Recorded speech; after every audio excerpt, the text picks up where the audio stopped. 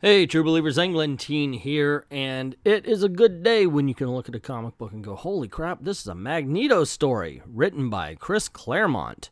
Man, you know you're going to be excited, especially if you're an old-timer X-Men fan like myself, where you see the heyday of the X-Men pretty much was late 70s to early 90s, when Chris Claremont ruled.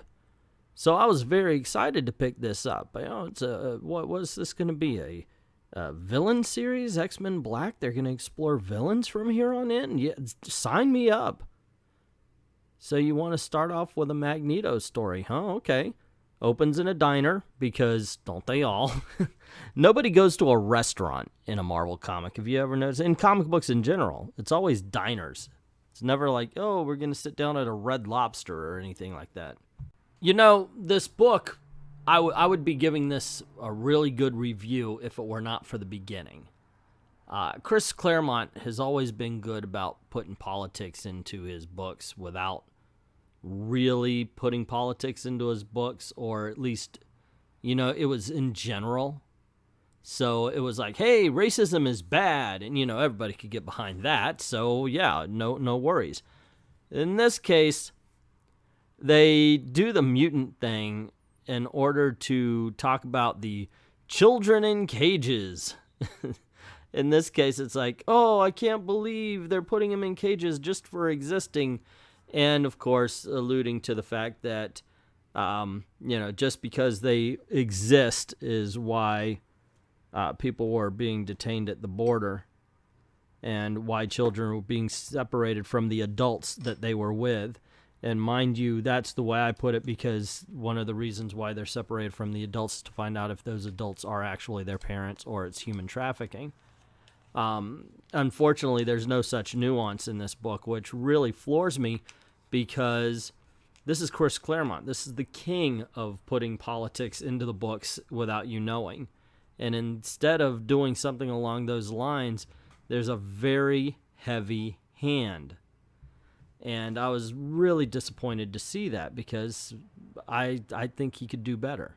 I know he can do better. I've read him do better. And like I said, the rest of the book was fine. It's just this opening diner scene where it's basically, oh, if you don't agree, you're an obvious hate monger that wants to see everything that's not you die. You know, it's okay, you have an opinion. That also doesn't mean you're going to be violent.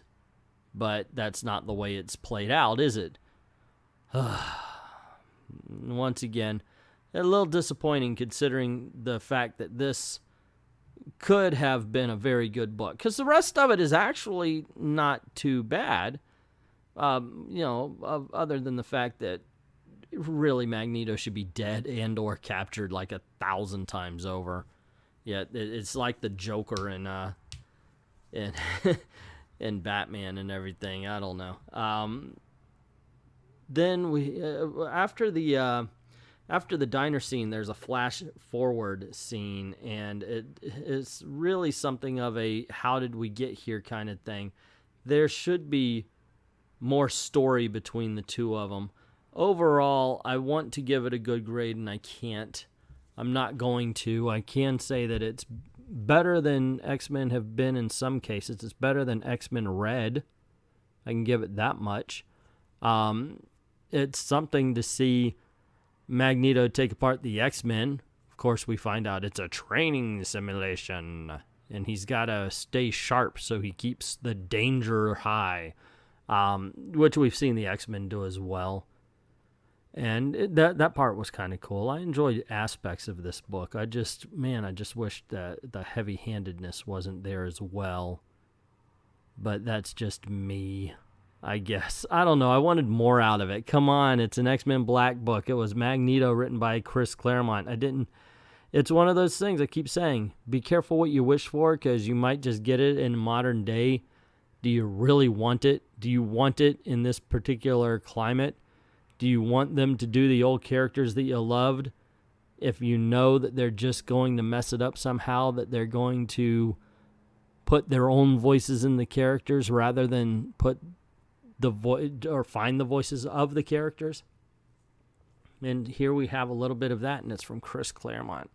How very disappointing this was. I'm sorry, guys, but I can't get over the fact that this is the guy that we entrusted the X-Men to for over 10 years and who wrote them well. And I guess based on that, some people are going to go, well, who are you going to argue with, Chris Claremont or you? But overall, I got to say, I wanted it to be better. Unfortunately, it was not. The other mutant book this week, it's a #1, so of course, got to pick it up, got to check it out, got to see if it's worth it. Is that Star Trek font on the title here? Shatterstar? Is that does anybody else see Star Trek in this? Is it just me? Just me? I don't know. Maybe it's just me. As I try to point out, I'm a different breed of cat. So Tim Seeley wrote this one. Chris Claremont wrote Magneto. Tim Seeley wrote Shatterstar. Chris Claremont is like the god of the X-Men.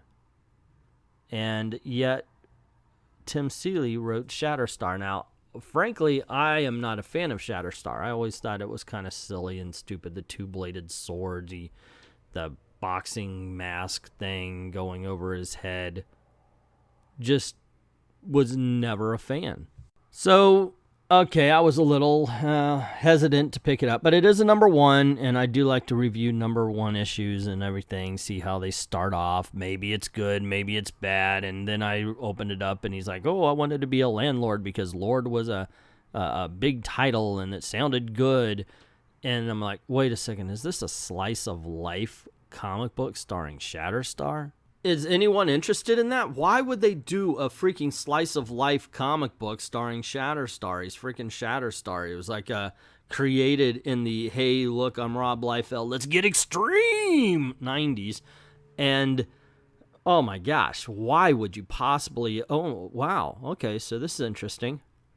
Okay, I kind of like the little pug thing. It's an alien. He's made a building for people who are from other dimensions who find themselves stuck here. Okay, these guys are interesting. Warriors from another dimension that's trying to make a TV pilot that they could sell.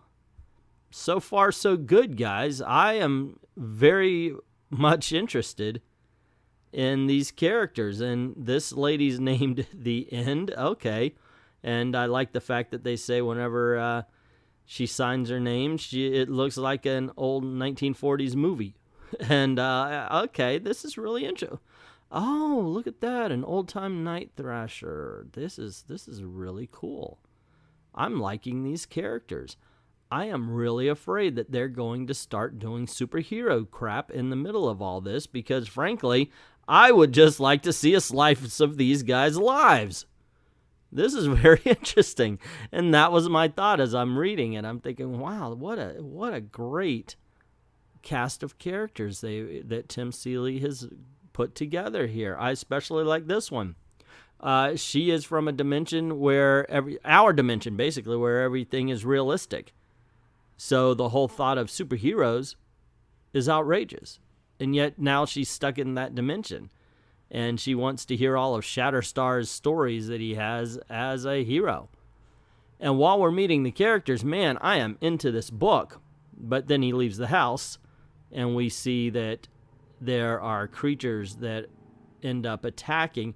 And it's actually done pretty well. You know, each panel of the citizens of his little tenement there are being captured in the middle of, and we also get his thoughts on the subject. And I thought that was very well done. It was very good for building the tension. So we're reading the thought bubbles of Shatterstar all the while we're seeing it happen, and we're just like, no, not to these guys. Come on. No, they're good characters. And I got to tell you, I'm very surprised at this. I'm not a fan of Shatterstar. I'm not a fan of any of the well, maybe Deadpool a little bit. No, I'm not even a fan of his anymore. Domino's okay. But I'm not a big fan of the 90s extreme characters. They never thrilled me. But this right here, I liked this book. But granted, I like the slice of life characters. I like the supporting characters. But then we get to see him as the superhero, and we get to meet the person who trained him. And I'm like, I really just want to get back to the rest of the book. It's actually pretty good all the way through. It's just I like the beginning a little better than the end. But that's just my opinion. What is yours? Have you read Shatterstar?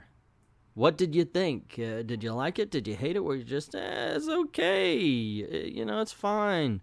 Did you read the Magneto book? What about that? What did you think of the heavy-handed politics? Or did you think they were heavy-handed at all? Did you like it, hate it? Let me know in the comment section below. Also, if you like this video, you want to see more, click like, share, subscribe, and don't forget to hit that notification bell to see more.